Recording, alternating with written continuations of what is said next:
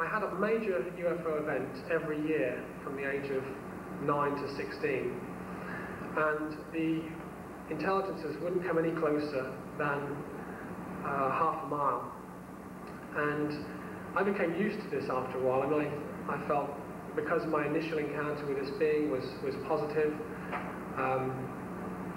they weren't going to hurt me, and I started to imagine how I would feel if one did come very close. And I started to fantasize also as a teenager about what I would do in such an event.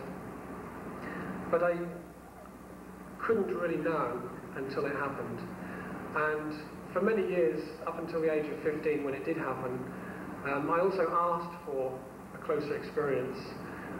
Seeing them didn't put me off. I wasn't frightened. I wanted to know more. I wanted to experience more. But I had an experience.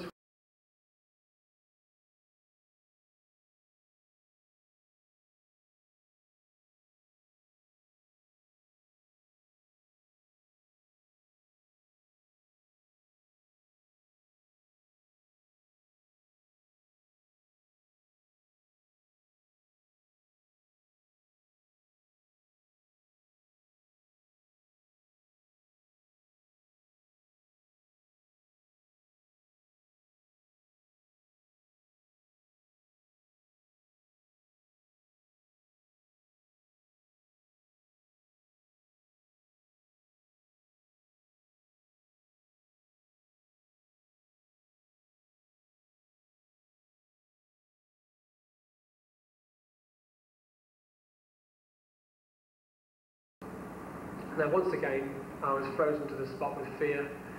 I tried to shout my brother's name, and it came out as a whisper. Tried to move, couldn't. And then I became aware that the same being that I saw when I was 9, which I don't actually think came to me as a child physically.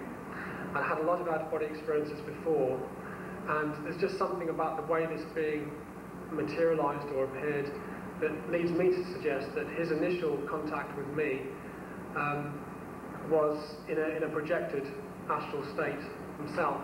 And I say a male. I couldn't tell physiologically that this was a male, but there was something about the feeling that told me it was a male. And I became aware that this same being was standing no more than 10 feet away from me, and he was physical this time, and I was in physical form. And again, overwhelmed with fear. I then heard a loud sound that was like a thick piece of metal being struck by a metal hammer, and this object just went straight up. Then I ran for home. And possibly I had some missing time there, because when I got back, I got quite a strong telling off of being a long time away, and the dog coming back before me. Now, for about a week, I was very angry towards the being that I felt was, or had felt was benevolent towards me, because, you know, why did you appear to me in this way? Why did you put me through such a negative experience? Why did you appear as a black, in a black object, and stand in the shadows? And I kept asking these kind of questions, and didn't get any kind of reply back, nothing to reply. But after a while I started to actually look more into the experience and think, well, did anything really untoward happen to me? Was I abducted? Did they threaten me in some way? And I really thought long and hard about it, and the fear, and eventually I started looking at myself and thinking, well, maybe nothing untoward did happen to me apart from my own reaction, my own fear. I'd been asking for many years for a closer encounter, and here it was. They simply responded. And I then decided to try to, at least, whether this was a positive experience or not, because I wanted to have more experience and understand more what was happening, I decided to try to remove fear from my life, and particularly involving interaction with ETs.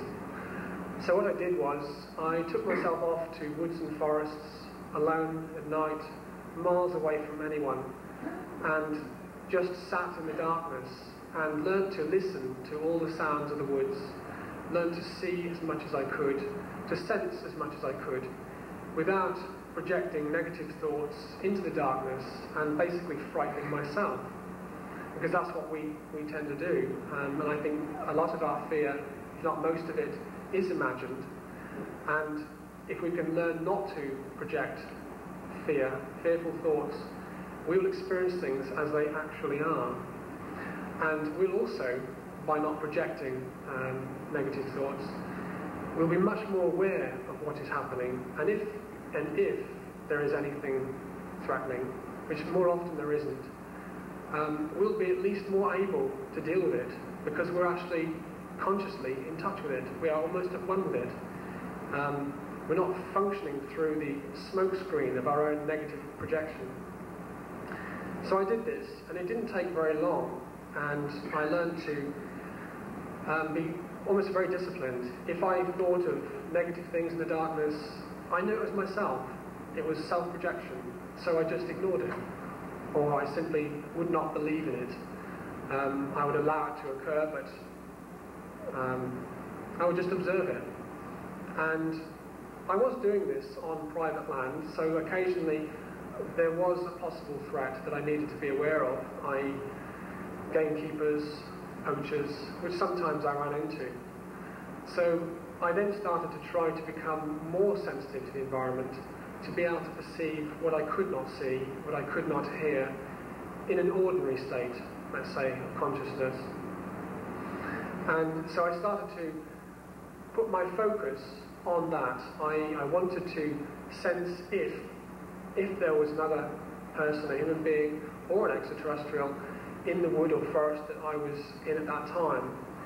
And anything else that I was perceiving was incidental. It was not where my focus was. So I would see a tree, but I wouldn't be looking at it.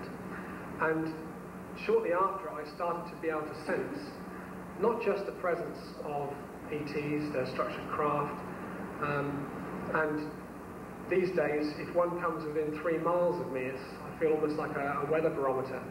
I tend to pick it up. Well, I started to be able to pick up the presence of people as well, and went on to be able to learn to do this with animals. And I see it as just remote sensing in an expanded state of consciousness. It's like dowsing, but instead of dowsing for water, I might douse for the presence of another person, or more than that. And